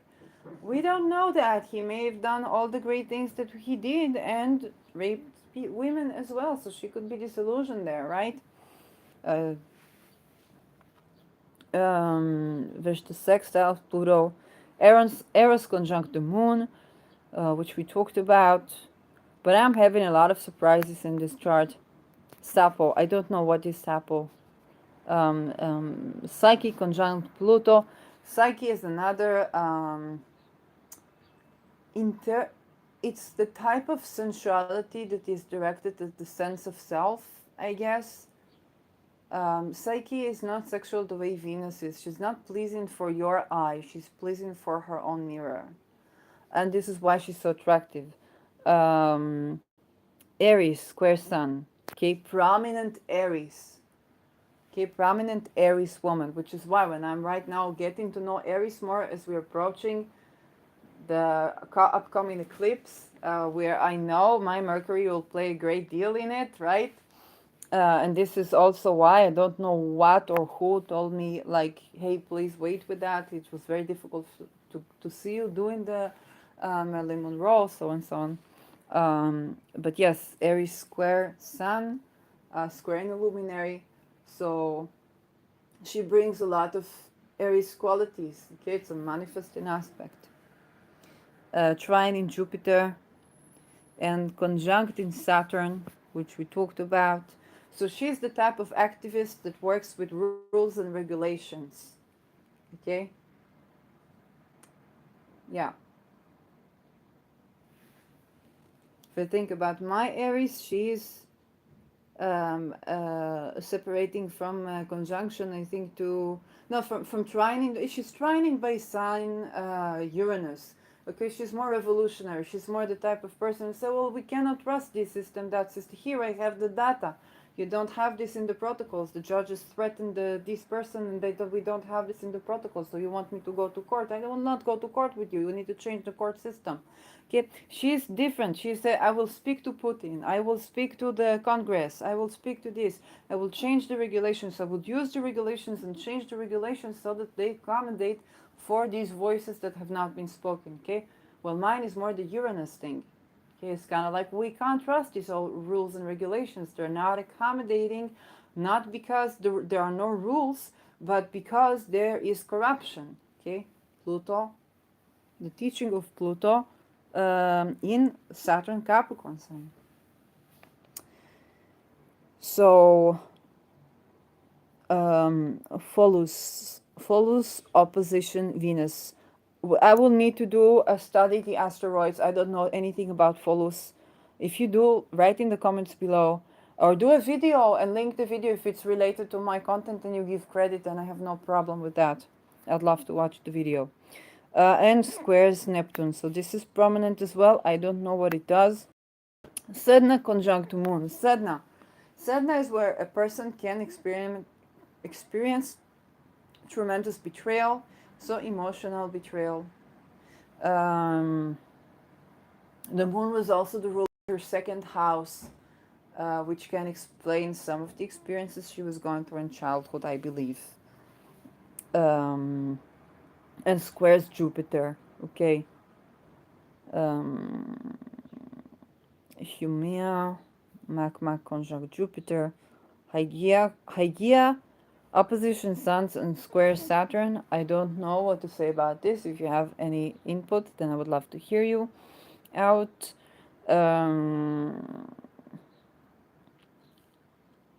So asteroids, Juno conjunct in lot of fortune. So there's a lot of fated her spouses. Okay, the people she married to.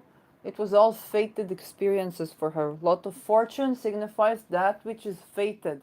Okay, something's gonna happen there. Lot of spirit is signifying potential. Okay, how can you respond to what is happening to you without reacting? What is your talent? Vesta squares the midheaven. So Eros is with the north node. Eros is with the North Node. So again, Rahu and Eros, extremely sexual, okay, extremely erotic, and indeed she was heading towards a view of eroticism that is inclusive of the emotional connection, okay, and she was preaching that as a sex symbol, preaching anti-pornography as a sex symbol, okay, very unique type of sexuality in the field, and being outspoken about it. Um, Macmac with the nodes, Humea with the nodes, Sedna with the north node, Sedna with Rahu. He probably very difficult one because Sedna, Sedna is what I've learned is basically the meridians of the cosmos, okay, and that in planet Earth, okay, the 3D experience, Sedna is very related to experiences of betrayal, and but if the person studies the meridians, then they can bring in other facets of Sedna. I can't say that they can avoid the experiences with Sedna. I don't know. But if I think about astrological magic, okay, we use algol. It's considered the most horrible thing you could have in your chart if you have something conjunct in it. But as astrological magic is the most protective magic against the type of energy interferences um, that are to do with the Algol type. Okay, I have a lot of spirit, a couple of degrees from Algol in my chart, and the very first thing I thought I would never do. Okay, it's actually a story worth telling. I thought I would never do astrological magic. In fact, the person I previously lived with told me, "Please promise me you will never try astrological magic." And I told him, "Listen, it's too dangerous. I don't think I will try to do that." And then the very first petition I wrote was to Algol. As I was doing channeling experience, I was calling to work with Algol. And what it did for me is to set a boundary between the people who are trying to violate my boundaries, both sexually and in many ways, in energy, okay, in ways that I could not speak about, that I could not testify, because I would always speak. But if the science is not advanced enough, then I would have to look into spirit of matter. And me looking into spirit of matter was parallel to my experiences. It's not something I did as a result of my experiences, but I could see how they're interrelated and how my lot of spirit is actually calling me um, to work with alcohol to set the boundaries, but also when I was thinking about that, I was thinking about Sedna and what would astrological magic with Sedna. My predictions, what I'm attempting to try, is that Sedna when I talked about myself, well, just like in aromatherapy, I did not have money to pay to a practitioner, so I began to study aromatherapy myself, and then I had budget to become a practitioner. Now it's just a funny thing that I don't have PayPal, so I cannot work with the talismans that I want to order in person. So and then I'm being called to make some, so I'm like trying to do some for myself. So I guess it's something that of that significance that I'm being, because I would probably not try astrological magic otherwise. Um, and Sedna here, I believe that to work with her, she might be able to protect from people who try to betray you. If astrological magic, if we did Sedna astrological magic, I think the potential is people can be protected from people who try to betray them in such ways. Okay, when I think about what Anderson has gone through at such a young age, okay, between 6 and 14, and having her then, boyfriend betraying her in such a way that she was group raped, by people that her boyfriend brought in. So perhaps astrological talisman of Sedna could have protected from that. Maybe not. I don't know. Okay, and of course, for people who want to study the meridians of the cosmos, okay, to understand how is the Earth like a body where you have the meridian. This location is is this meridian.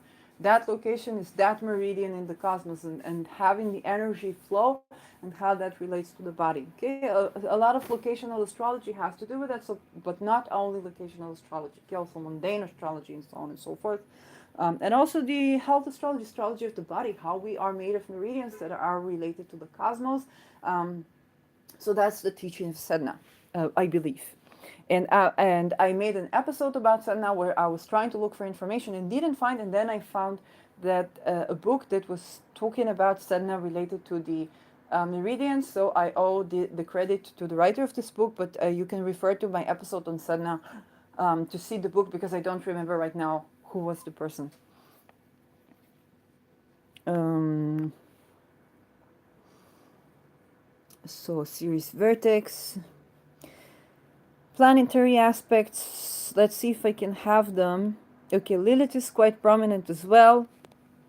Pretty much like I predicted. Okay, right now, Lilith is separating right now from a position to Pluto. Aries is applying to square Pluto. Okay, so we have two significant. Lilith is the, you know, is a woman that won't be told how to sexual pleasure, but also how to live, because the bodily instinct is not just sex, it's just the way of life, is attuned to the wisdom of the body, to the intelligence of the senses. Um, like I said, when Lilith was in Cancer, it's my fifth house, all I wanted was a hug. Okay. Now Lilith in Leo, so I seem to talk about her a lot, which is in my sixth house. And I'm covering women who are sex symbols, and had a lot to do with that luminary. Sun on North Node sextile, Moon conjuncting the North Node, Jupiter squaring the North Node. Okay. Um, Lilith conjuncting the Moon. Oh, she's still within a conjunction, 6 degrees, conjuncting the Moon. So, Eros, Lilith, Aries, all these asteroids so prominent in her chart. Lilith squaring Mercury. Okay. Lilith opposition Mars. Chiron squares Sun. Chiron is in the 10th house. And vertex Jupiter. Okay. Any more things to say about it? So, the Uranus was a big surprise for me. The fact that Pluto and Mercury are romantically aspecting, you know, are sextiling and not harsh aspecting is also surprising to me. Very interesting chart. I'm sure there's a lot to look. We see the importance of Venus Neptune, the hard aspect between Venus and Neptune, and how challenging it was in Anderson's life. And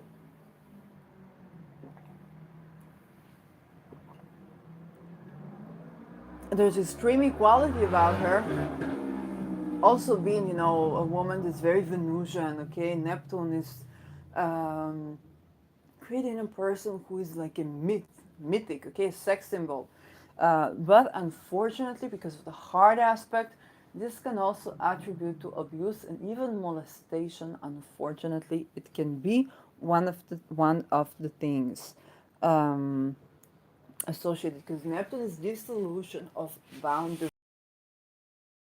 Can be, you know, a permeate that can be channeling, but that can also be illusion and disillusionment, which fortunately in many cases this is the case.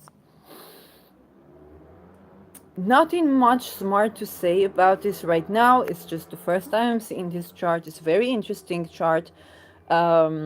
Midheaven in the ninth, so she's very much, you know, politician. She's a teacher. She's a philosopher. And in the 11th, you know, public figure, but public figure that's actually very activist. And the type of activist is to change the rule or to change the regulations. So it is Saturn ruling Aquarius, okay, that is more Saturn that wants to make a revolution, but this revolution is legal, okay? It's a legal regulation. It wants to create a new order. And this is showing the facets of Aquarius that are very much traditionally ruled by Saturn. Uranus is also the ruler of Aquarius. Uranus here is in the fourth house, sextile in Neptune, and sextile in the ruler of the ascendant, which again to me is an absolute and total surprise. I expected this Uranus to be harshly aspected. It's harshly aspected by Pluto, yes. And Pluto Virgo is indeed Mercury ruled Pluto, which we knew. Okay, we know her Pluto generation. I did not know Mercury is the ruler of her ascendant. That ruler is in retrograde. And there is a hard aspect between Mars and Mercury. And Mars is fallen in Venus sign, and Mars is hard aspect in the Moon.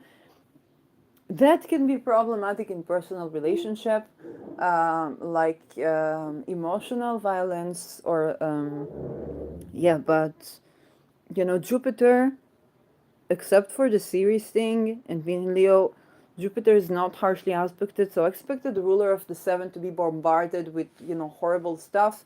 It is not. Let's look again at Jupiter.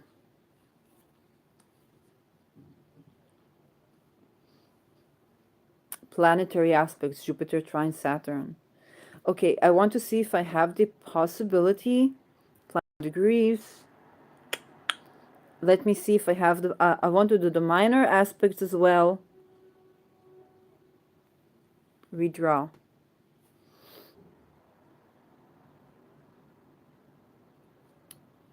Minor aspects, Juno.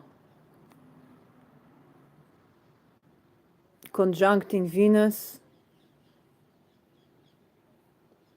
Puff. Okay, Juno is harsh aspect in Neptune. Okay. So Juno harsh aspect in Neptune, it means that there is illusion and disillusionment around the spouse. Spousal relationship. Okay, you idealize. Yeah, mine is opposing Neptune. Okay, so there is longing for that. There can be also longing to be saved by a spouse or longing to save a spouse, which is another facet of Neptune. And we've seen this consecutive marriage. So this is not by, so I was looking at the divorce thinking, Uranus. But it is actually the longing of Neptune. I'm still surprised, like, Vesta sextiles Uranus, Ceres octile Uranus. So this means Jupiter octiles Uranus, because Ceres and Jupiter. Okay, so there is a Jupiter Uranus thingy here.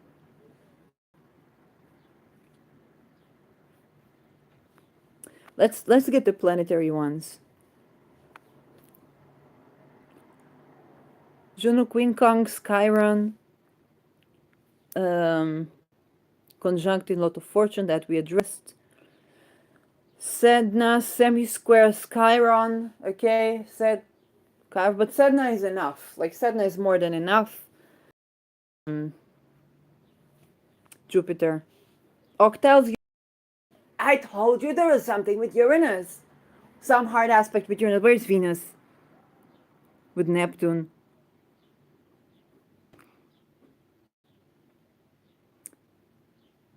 Uranus.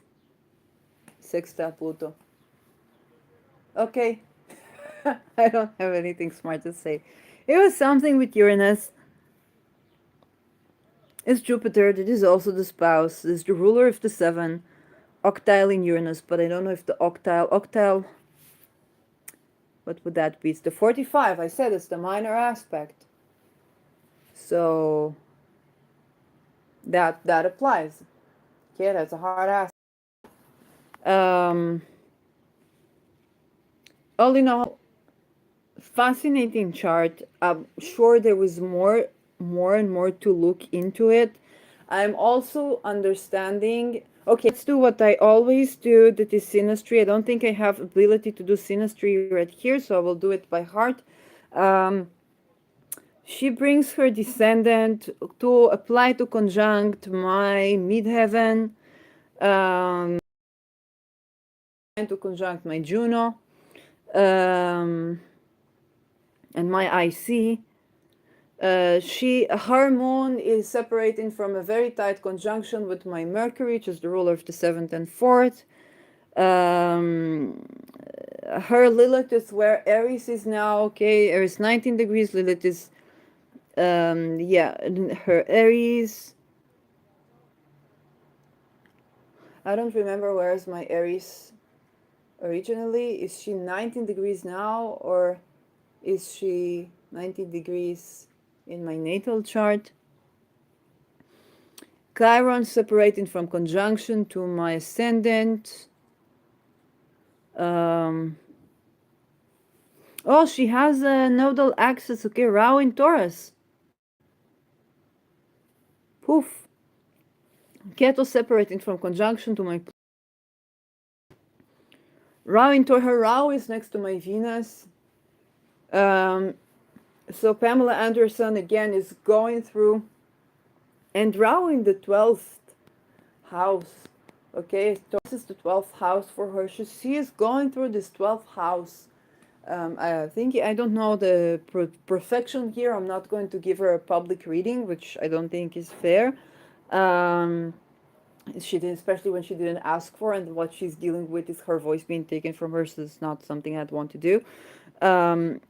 But here is Rahu with Taurus. So right now we have in the eclipse axis still in the Taurus Scorpio conjunction. That means Scorpio is her 6th house. And so her work and understanding her mental health, being in a retreat or retreating, and so on and so forth. So she has Jupiter, Venus in my 6th house.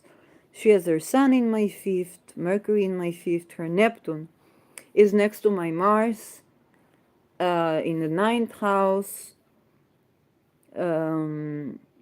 So this means that 9th house is our worldview, philosophy. Neptune in this placement can mean that I can idealize her, or she can idealize my action and be disillusioned or something like that, but we're not in that type of dynamic, so I can idealize her and be disillusioned. Okay.